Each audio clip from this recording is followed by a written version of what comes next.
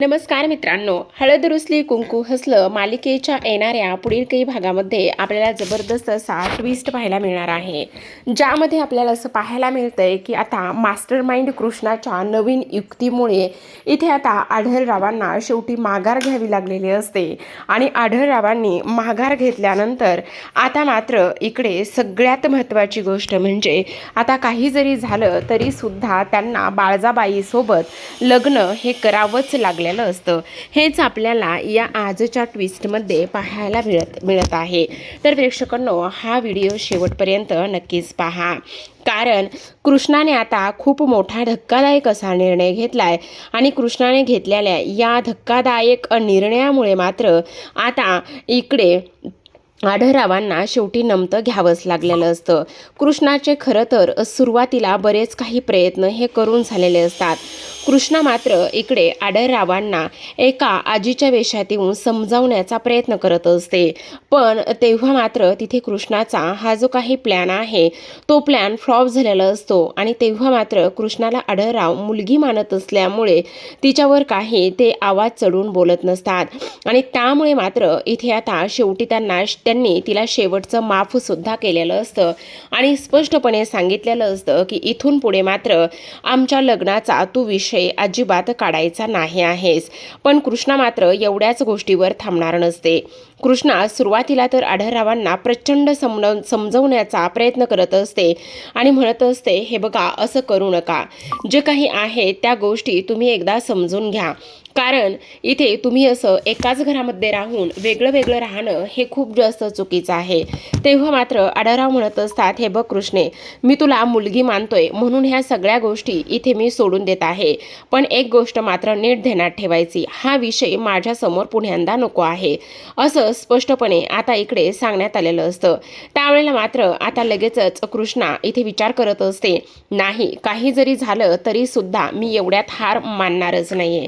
त्यामुळे ती बाळजाबाईंकडे जाते आणि बाळजाबाईला स्पष्ट शब्दामध्ये विचारत असते, बाळजाबाई, खरं खरं सांगा, तुम्हाला इथे आढळरावांबरोबर म्हणजेच आबासाहेबांबरोबर इथे लग्न करायचं आहे की नाही? तेव्हा मात्र बाळजाबाई म्हणत असतात, अगं, त्यांच्यासोबत लग्न करणं तर हे माझं सपान आहे आणि किती नाही म्हटलं तरी सुद्धा इकडे मला त्यांच्यासोबत लग्न हे पहिल्यापासूनच करायचंय कृष्णे, पण आता तुला सांगू का, परिस्थिती ही खूप जास्त विचित्र झाली आहे, त्यामुळे तू ह्या सगळ्या गोष्टीमध्ये पडू नकोस कृष्णे, असं आता इकडे बाळजाबाई तिला सांगत असतात।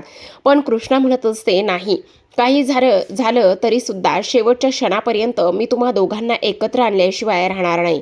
माझ्या आयुष्याचं हेच टार्गेट असणार आहे, माझ्या आयुष्याचं हेच ध्येय असणार आहे की इथे तुम्हा दोघांचं लग्न मी लावूनच देणार आहे।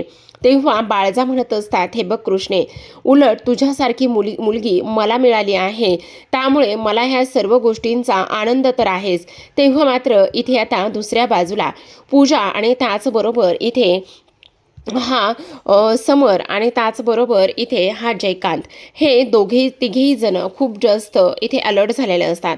त्यांचं असं म्हणणं असतं, जर आता इथे त्या दोघांचं पुन्हा लग्न झालं तर मग मात्र खूप मोठा प्रॉब्लेम होऊ शकतो, कारण तसं पाहायला गेलं तर आता मात्र इकडे कायदेशीररित्या लग्न झालं तर मग जो काही दुष्यंत आहे त्या दुष्यंतच्या सर्व प्रॉपर्टी नावावर होऊ शकते आणि हीच गोष्ट मात्र आपल्याला नको आहे, असं स्पष्टपणे इकडे ते बोलत असतात। तेव्हा मात्र पूजा म्हणत असते, आपण काही जरी झालं ना तरी हे लग्न इथे होऊ द्यायचं नाही आणि त्याचबरोबर इथे ह्या कृष्णाला आणि त्याचबरोबर दुष्यंतला ह्या सगळ्या गोष्टीपासून थोडंसं लांब ठेवायचं। मग आता जयकांत म्हणत असतो, तुम्ही अजिबात काळजी करू नका, खरं पाहायला गेलं ना तर बाळजाबाईचे बरेच काही छक्कपंच मला माहिती आहेत आणि ते सगळं मी तुला सांगेल, असं इकडे तो बोलत असतो, जेणेकरून बाळजाबाई ह्या लग्नाला तयारच होणार नाही आणि आढळराव सुद्धा बाळजाबाई सोबत लग्न करणार नाहीत। दुसऱ्या बाजूला मात्र कृष्णा म्हणत असते, बाळजाबाई, आता शेवटचा वार घालण्याची वेळ आली आहे। तेव्हा बाळजाबाई म्हणत असतात, म्हणजे नेमकं काय करायचं आहे? तेव्हा मात्र कृष्णा म्हणत असते, आता तुम्ही उद्या छान अशा तयार व्हा। त्याच वेळेला बाळजाबाई म्हणत असतात, अगं कृष्णे, ते सगळं काही ठीक आहे, पण तू कशासाठी, काय म्हणून तयार करणार आहेस? त्यावेळेला मात्र इकडे आता लगेचच कृष्णा म्हणत असते, तुम्हाला सांगितलं ना तयार व्हा म्हणून। दुसरीकडे ती आता दुष्यंतकडे जाते आणि दुष्यंतकडे गेल्यानंतर लगेचच दुष्यंतला म्हणत असते, दुष्यंत सरकार, तुम्हाला एक गोष्ट सांगू का? तेव्हा दुष्यंत म्हणत असतो, काय झाले कृष्णा?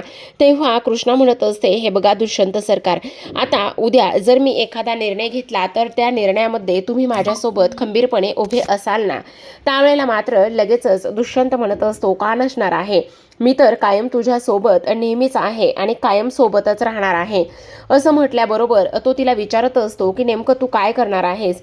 तेव्हा मात्र इकडे ती म्हणत असते, आता उद्या तुम्ही पाहाच मी काय करते आणि कशा पद्धतीने ह्या सगळ्या गोष्टी घडून आणते.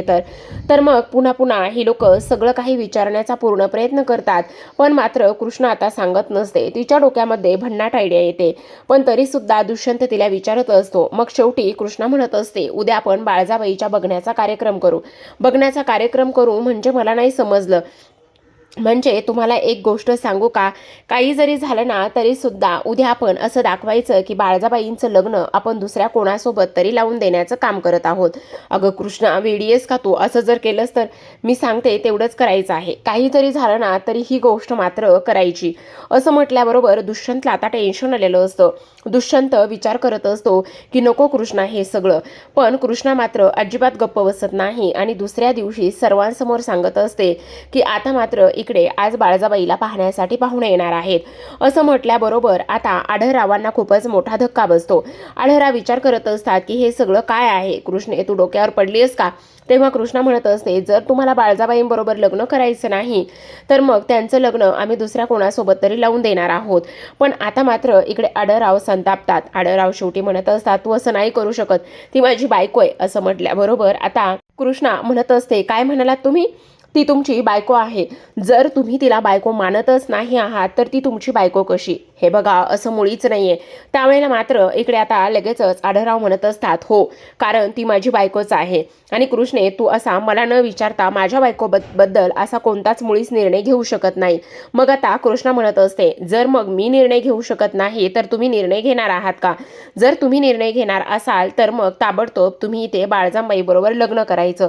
असं म्हटल्याबरोबर आता मात्र इकडे आढळरावांची कोंडी इथे कृष्णाने करून घेतलेली असते आणि आढळरावांची कोंडी कृष्णाने करून घेतल्यानंतर आता मात्र इकडे आता आढळरावांना इथे बाळजाबाईंसोबत लग्न करण्याशिवाय कोणताही पर्याय मात्र आता शिल्लक राहिलेला नसतो. सोबतच प्रेक्षकांनो, एवढं सगळं काही झाल्यानंतर आता लग्नाचा दिवस उजाडलेला असतो. गुरुजींकडून छान मुहूर्त काढून घेतलेला असतो. कृष्णाने मात्र बाळजाबाईला सुंदर असं रेडी करून ठेवलेलं असतं आणि बाळजाबाई रेडी केलेल्या त्या लुकमध्ये खूपच कमाल अशा दिसत असतात. आणि कमाल अशा दिसल्यानंतर आता मात्र दुष्यंत त्याच्या आईला पाहतच असतो. त्याला सुद्धा प्रचंड आनंद झालेला असतो आपल्या आईला अशा वेशामध्ये पाहिल्यानंतर. तर आता प्रेक्षकांनो, एवढंच नाही तर आढळरावांना सुद्धा दुष्यंतने छान असं तयार केलेलं असतं आणि आता इकडे हा जो काही लग्नाचा मुहूर्त आहे तो मुहूर्त आता इकडे जवळ आलेला असतो आणि तो मुहूर्त जवळ आल्याबरोबर आता आपल्याला असं पाहायला मिळतंय की बाळजाबाई आणि त्याचबरोबर आढळराव हे लग्न मंडपामध्ये आता एकमेकांना वरमाला सुद्धा घालताना दिसत असतात. शेवटी आता रीतीप्रमाणे या दोघांचं सुद्धा कायद्याने हे नवरा बायको झालेले असतात आणि आता दुष्यंत मात्र ह्या सर्व प्रॉपर्टीचा मालक झालेला असतो. तर पाहत राहा हळद रुसली कुंकू हसलं. भेटूया तशाच एका नवीन ट्विस्ट सोबत.